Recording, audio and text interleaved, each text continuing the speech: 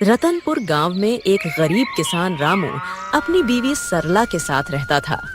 सुबह के वक्त मिट्टी के छोटे से घर में चूल्हा जल रहा था, जिस पर लोहे की कढ़ाई में थोड़ी सी सब्जी पक रही थी। अचानक दरवाजा खटखटाने की आवाज आती है। अरे इतनी सुबह सुबह कौन इतने जोर जोर से दरवाजा पीट रहा है?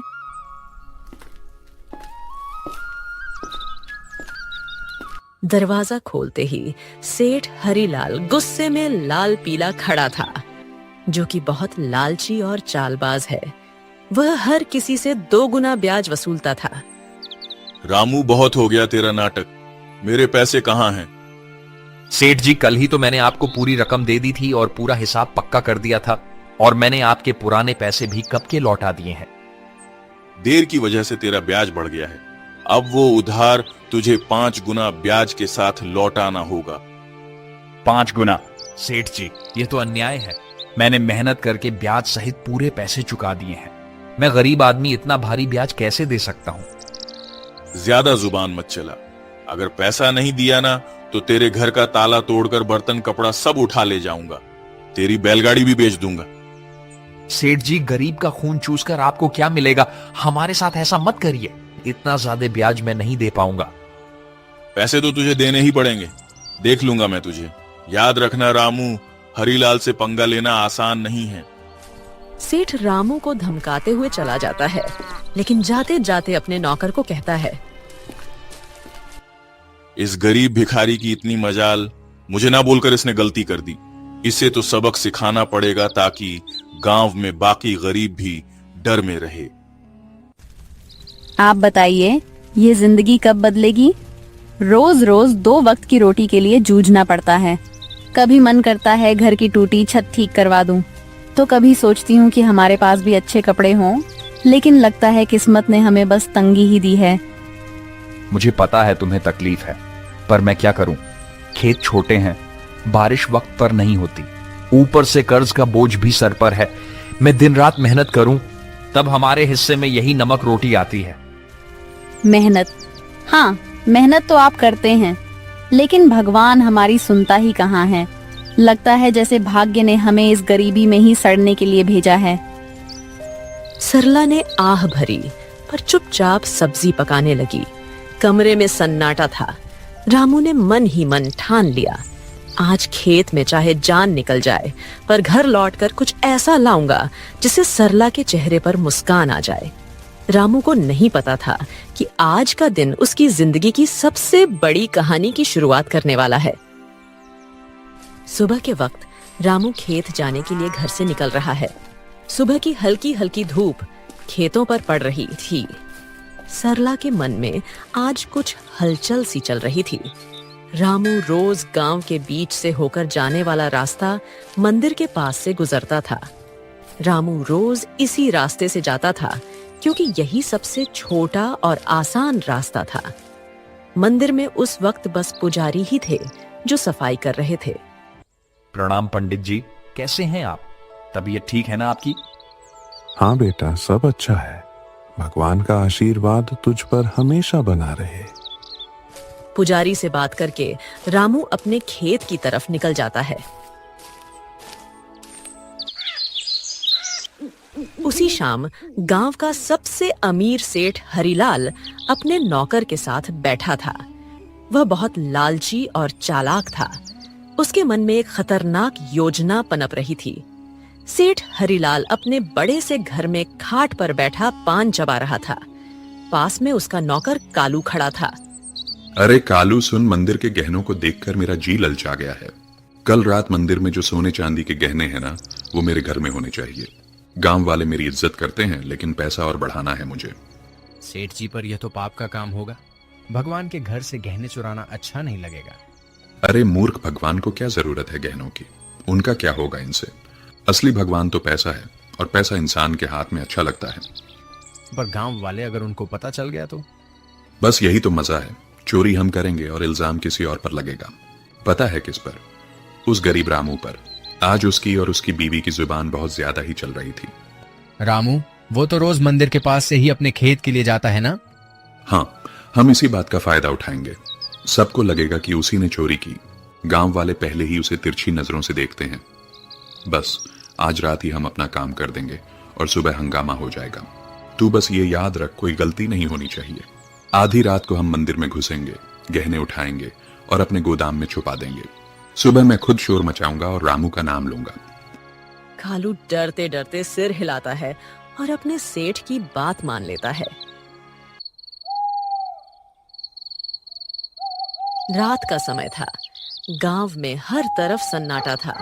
बस कहीं कहीं कुत्तों के भौंकने की आवाज आ रही थी। उस रात सेठ लालच में अंधा हो जाता है और इस घिनौनी साजिश को अंजाम देता है। अपने नौकर से मंदिर में चोरी करवाता है। पास ही अंधेरे में एक काली बिल्ली म्याऊं करके गुजर जाती है, जैसे वो इस पाप की गवाही दे रही हो। अगली सुबह गांव के बीचों बीच मंदिर के सामने एक भीड़ इकट्ठी हो गई थी। हर कोई जोर जोर से बातें कर रहा था। माहौल में घबराहट और गुस्से की गूंज थी। अरे यह क्या हो गया? मंदिर के सारे सोने के गहने रातों रात गायब हो गए। इतना बड़ा अपशकुन, भगवान के गहने चुरा ले गया कोई। ये तो बहुत बुरी बात है। इसी बीच रामू रोज की तरह खेत की तरफ जाने के लिए उसी रास्ते से गुजर रहा था। भीड़ देखकर वो रुक गया और पास आ गया। अरे क्या हो गया भाई लोग, इतनी सुबह सुबह ये भीड़ किस बात की है? अरे रामू, तूने सुना नहीं, मंदिर में चोरी हो गई। भगवान के सारे गहने कोई उठा ले गया। रामू यह सुनकर चौंक जाता है। भीड़ में खड़ा सेठ, जो असल में चोरी किया था, वह बहुत मासूम बन रहा था। पंडित जी आप बताइए, कल रात तक तो गहने मंदिर में थे, फिर अचानक कौन ले गया? आप बताइए पंडित जी, क्या आपने मंदिर के आसपास किसी को आते जाते देखा है? आपको किसी पर शक है क्या? अरे मैंने देखा है रामू, रोज मंदिर के रास्ते से आना जाना करता है। सेठ जी, कल तक तो सब कुछ ठीक ठाक था। मंदिर के पास से तो कई लोग गुजरते हैं, लेकिन रोज सुबह सुबह खेत की तरफ जाने के लिए रामू इधर से निकलता है। मगर रामू ऐसा काम करेगा मुझे नहीं लगता। अरे पंडित जी, जमाना खराब है, आदमी की नीयत कब बदल जाए क्या पता। और वैसे भी जिसने किया है वो मुंह से कभी मानेगा नहीं। मैंने अपनी आंखों से देखा है। रात को जब मैं खेत की तरफ जा रहा था, रामू मंदिर के पास चुपके चुपके घूम रहा था। ये क्या कह रहे हो आप लोग? मैंने कोई चोरी नहीं की है। इतना बड़ा पाप मुझ पर मत डालो। अरे हाँ, ये गरीब आदमी है, पैसों की तंगी में है, ये कर भी सकता है ये काम। ये लोग मुंह पर अच्छे बनते हैं। अरे भगवान से डरिए आप लोग, हमने कुछ नहीं किया। हम गरीब जरूर हैं, लेकिन चोर नहीं। मेरे पति जितना ईमानदार इंसान इस पूरे गांव में कोई नहीं है। ऐसा मत कहिए, वरना भगवान आप लोगों को कभी माफ नहीं करेगा। रामू और उसकी बीवी ने बहुत समझाने की कोशिश करी, लेकिन भीड़ मानने को तैयार नहीं थी। सब रामू को ही चोर मान बैठे। रामू और सरला की आंखों में आंसू आ गए, लेकिन भीड़ में कोई उनकी सुनने को तैयार नहीं था। गांव वालों, अब तो सब साफ है। मंदिर के गहने चुराने वाला यही रामू है और ऐसे आदमी को हमारे गांव में रहने का कोई हक नहीं। चोरी करने वाले की एक ही सजा है, गांव से बाहर निकाल देना। हाँ, अगर इसने मंदिर में चोरी की है तो यह तो भगवान का भी अपराधी हुआ। इसे यहीं रहने देंगे तो कल हमारे घरों से भी चीजें गायब हो जाएंगी। अरे आप सब क्यों नहीं समझते? मैं निर्दोष हूं। मैंने कोई चोरी नहीं की। मैं तो रोज के जैसे अपने खेत जा रहा था। मुझ पर इतना बड़ा इल्जाम मत डालिए। भीड़ में जोर जोर से आवाजें गूंजने लगी, निकालो इसे गांव से। भीड़ में हलचल मच गई। लोग एक दूसरे से कान्हा फूंसी करने लगे। रामू और सरला की आंखों में आंसू भर आए। उन्होंने कई बार सफाई देने की कोशिश की, लेकिन किसी ने उनकी नहीं सुनी। सबने मिलकर उन्हें गांव के बाहर निकाल दिया। रामू और सरला मजबूर होकर गांव छोड़कर चले गए। रामू और सरला रोते रोते गांव छोड़ चुके थे। गांव के बाहर एक सुनसान जगह पर टूटी फूटी झाड़ियों और कंटीली झाड़ियों के बीच एक पुरानी पड़ी झोपड़ी मिली। मजबूरी में वहीं उनका नया घर बन गया। सुनिए जी, यह जगह कितनी सुनसान है। न पास में कोई इंसान, यहाँ आसपास की झोपड़ियों में कोई रहता भी नहीं है। न खाने को कुछ है। अब हम क्या करेंगे? क्या करें सरला? जब अपना गांव ही हमें ठुकरा दे तो कहीं और सहारा ढूंढना पड़ता है। यही हमारी तकदीर है। मैं तो ये सोच रहा हूं आखिर चोरी की किसने है, और इल्जाम मुझ पर डाल दिया गया। मैं असली चोर का पता लगाकर रहूंगा। दिन ढल गया।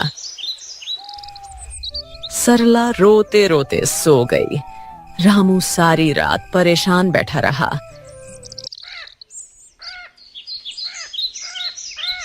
अगली सुबह जब रामू उठा तो उसने देखा कि सरला रो रो कर भूख से कमजोर हो गई है।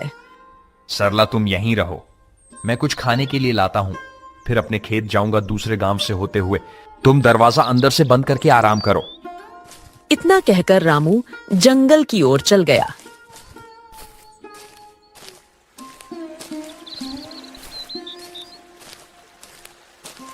रामू ने सरला को कुछ फल और आसपास की नदी से पानी लाकर दिया। रामू दूसरे गांव से होते हुए अपने खेत जाने के लिए निकल गया। अचानक घने जंगल में सामने से एक साधु बाबा प्रकट होते हैं। उनकी लंबी दाढ़ी और वस्त्र उन्हें अलग ही आभा दे रहे थे। रामू उनके पास गया। बेटा, तू कौन है? तेरे चेहरे पर चिंता की रेखाएं साफ दिख रही हैं। बाबा, मैं इस गांव का ही रहने वाला हूं, पर अब गांव वालों ने मुझे निकाल दिया है। सब लोग मुझ पर चोरी का झूठा इल्जाम लगा रहे हैं। मैंने कोई चोरी नहीं की। रामू रोते रोते साधु बाबा को पूरी कहानी बताता है। सेठ का कर्ज, गांव वालों का इल्जाम और मंदिर से चोरी की घटना। बेटा, तेरी आंखों में छल नहीं है। तू सच्चा और साफ दिल का इंसान है। तेरी पीड़ा मैं समझ सकता हूं।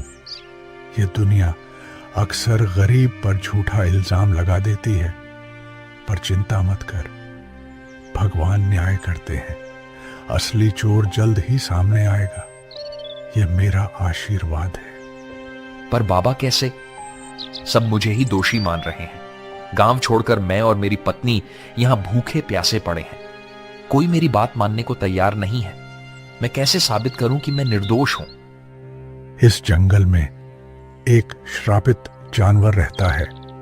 उसने अपनी आंखों से असली चोर को देखा है। वही तुझे सच तक पहुंचने में मदद करेगा। पर ध्यान रहे, उस जानवर को ढूंढना आसान नहीं है। उसके पास जाना होगा, उसका विश्वास जीतना होगा, तभी वह तेरी मदद करेगा। श्रापित जानवर बाबा, वह कौन है? मैं उसे कैसे ढूंढूं? यहां जंगल में तो बहुत से जानवर हैं। वह एक श्रापित काली बिल्ली है। सच यह है कि उसकी आंखों ने वह दृश्य देखा है जो किसी और ने नहीं देखा। जा बेटा, उस जानवर को ढूंढ और उससे मदद मांग। वो बिल्ली तेरी जिंदगी बदल देगी। भगवान तेरा साथ देंगे। जा बेटा, सत्य की शक्ति तेरे साथ है। साधु बाबा रामू को आशीर्वाद देकर अचानक गायब हो गए। रामू समझ गया था कि यह भगवान की लीला है। रामू तुरंत ही बाबा के बताए अनुसार उस बिल्ली को ढूंढने के लिए निकल गया। जंगल का सन्नाटा, पत्तों की सरसराहट। रामू थका हारा, भूखा प्यासा, उम्मीद के सहारे इधर उधर भटक रहा था। उसने पूरा जंगल छान मारा, पर उसे वो काली बिल्ली कहीं नहीं मिली। दिन ढलने को आया। रामू अब निराश होकर अपनी झोपड़ी की तरफ जा रहा था। अचानक तभी उसकी नजर एक काली बिल्ली पर पड़ी।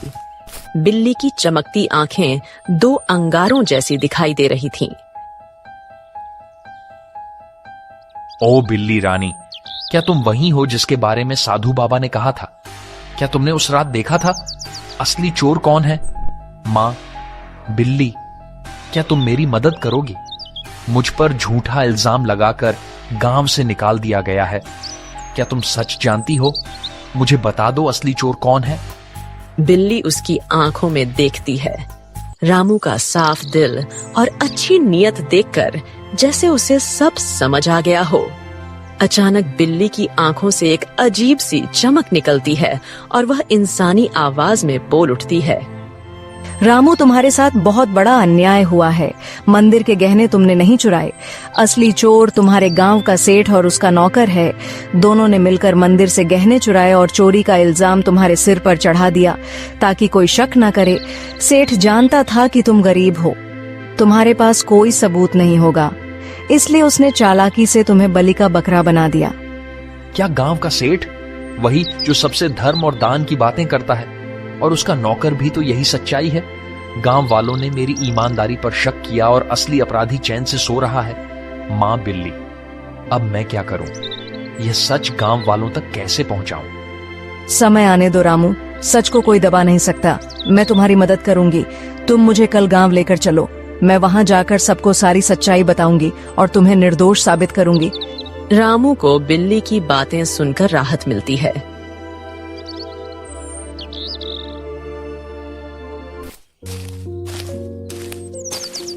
वह घर जाकर सरला को पूरी बात बताता है।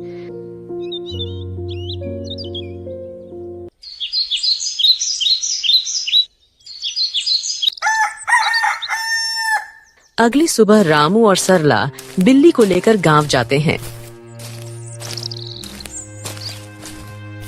और सबको बुलाते हैं।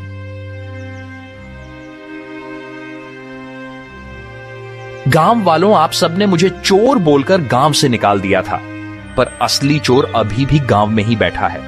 आज मेरे पास एक गवाह है जो मुझे निर्दोष साबित करेगा। गांव वालों सुनो, असली चोर रामू नहीं है। मैंने अपनी आंखों से देखा है। मंदिर के गहने सेठ और उसके नौकर ने मिलकर चुराए हैं। अगर तुम्हें यकीन नहीं होता तो सेठ के घर जाकर देखो, मंदिर के गहने वहीं मिलेंगे। अरे, यह बिल्ली बोल कैसे रही है? चलो हम जाकर देखते हैं सेठ के घर गहने हैं या नहीं। वैसे भी सेठ ही हमें हमेशा धोखा देता रहा है। बिल्ली को बोलता देख सब चौंक जाते हैं और गांव के कुछ लोग सेठ के घर जाते हैं। उनको गहने सेठ के घर में मिल जाते हैं। अब पूरे गांव में बातें होने लगी।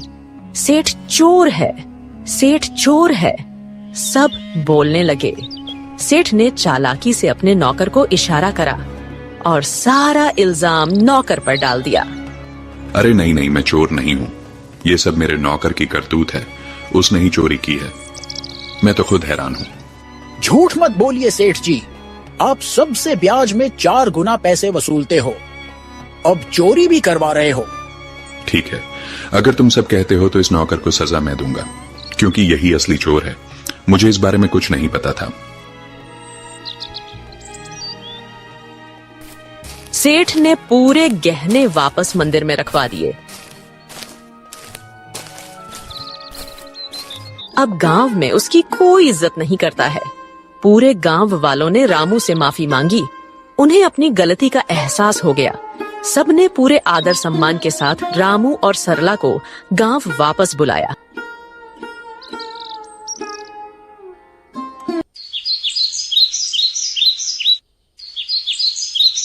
रामू और उसकी पत्नी सरला अब वापस अपने घर आ गए थे।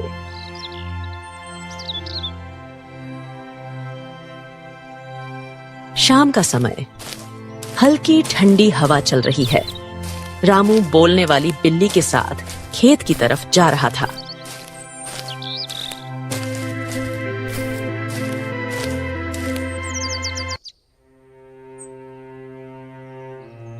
मां बिल्ली, आज अगर तुम ना होती तो मेरी जिंदगी बर्बाद हो जाती। तुम्हारे ही कारण ही मुझे इज्जत वापस मिली। तुम्हारा बहुत बहुत धन्यवाद। रामू, अब मुझे तुमसे एक आखिरी बात कहनी है।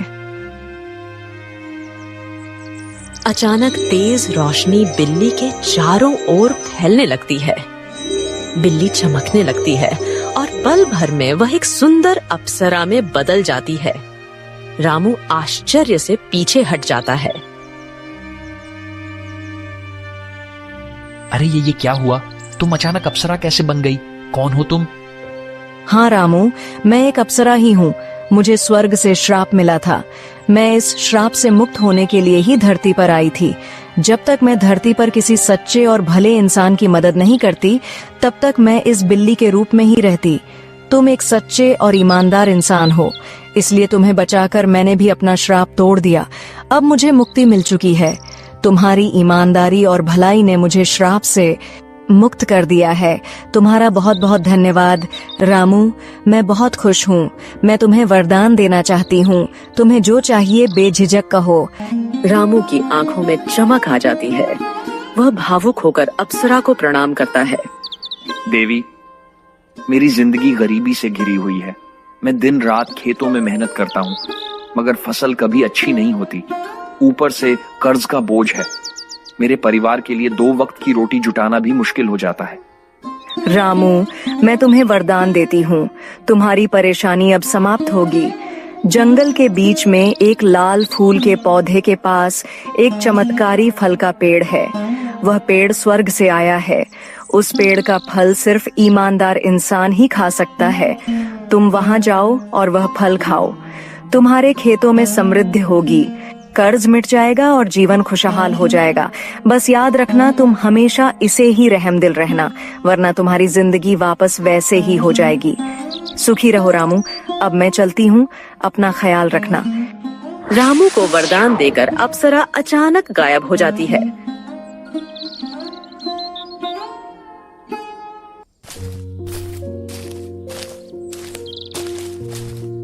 रामू जंगल में चारों तरफ उस चमत्कारी पेड़ को ढूंढता है। सूरज ढलने को होता है। थका हारा रामू अचानक लाल फूल के पौधे को देख लेता है। रामू धीरे धीरे आगे बढ़ता है और देखता है कि पौधे के पीछे एक सुंदर चमकदार पेड़ खड़ा है। पेड़ की टहनियों पर सुनहरे फल चमक रहे हैं। रामू श्रद्धा से पेड़ के पास जाता है। पेड़ देवता, मुझे अप्सरा ने आपके पास भेजा है। मैं गरीब किसान रामू हूँ। क्या मैं आपके फल खा सकता हूँ? अचानक पेड़ से आवाज आई। रामू, मुझे सब पता है। तुम सच्चे और भले इंसान हो, इसीलिए अप्सरा ने तुम्हें यहाँ तक पहुंचाया है। तुम मेरा एक फल खा लो, तुम्हारी सारी परेशानियां मिट जाएंगी और तुम्हारा जीवन खुशहाल हो जाएगा।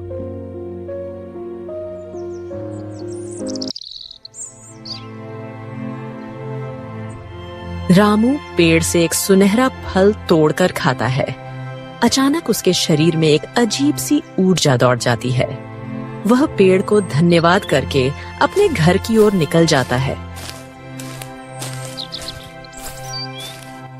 और जैसे ही वह घर के पास पहुंचता है, उसकी झोपड़ी एक सुंदर बड़ा आलीशान घर में बदल जाती है। रामू दंग रह जाता है। उसकी पत्नी बाहर आकर चौंक जाती। अरे सुनिए, ये क्या हो गया? हमारी झोपड़ी कहाँ गई? इतना बड़ा घर कैसे बन गया? क्या यह घर हमारा है?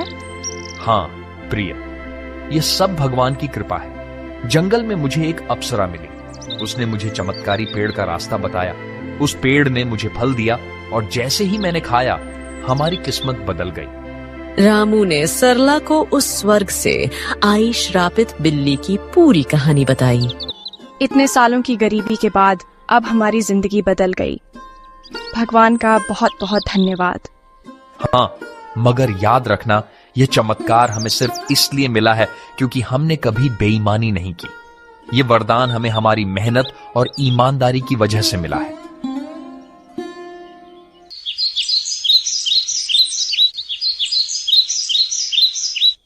अब रामू और सरला अपने नए घर में खुशी से रहने लगे। पर रामू अब भी साधारण कपड़ों में ही रहता था। उसके अंदर जरा सा भी घमंड नहीं आया। उसने हमेशा उस अप्सरा की बात याद रखी। अब रामू गांव में सबकी मदद करने लगा। उसके घर में हमेशा अनाज भरा रहता था और मेहमानों के लिए दरवाजे खुले रहते थे। वह गांव के सारे जरूरतमंद लोगों को अनाज बांटता था। सारे गांव में रामू की बातें होने लगी। हर कोई अब रामू की बहुत इज्जत करने लगा था। एक दिन गांव वालों को रामू की तारीफ करते सेठ हरिलाल ने सुन लिया। यह सब देख हरिलाल को जलन होने लगी। ये सब दिखावा है। कोई इतना अमीर अचानक कैसे हो सकता है? जरूर इसके पीछे कोई बड़ा राज है। अगर यह ऐसे ही अमीर होता रहा तो गांव में मेरी इज्जत तो मिट्टी में मिल जाएगी। अबे कालू सुन, तू जरा रामू पर नजर रख और पता कर कि इसके पास दौलत आने का असली राज क्या है। उसी दिन से सेठ का नौकर रामू पर नजर रखने लगा।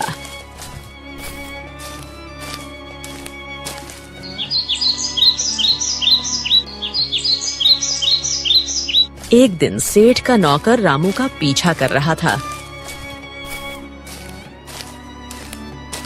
उसने देखा कि रामू जंगल में जाकर उस चमत्कारी पेड़ से बात कर रहा है। कालू चुपके चुपके रामू की सारी बातें सुन रहा था।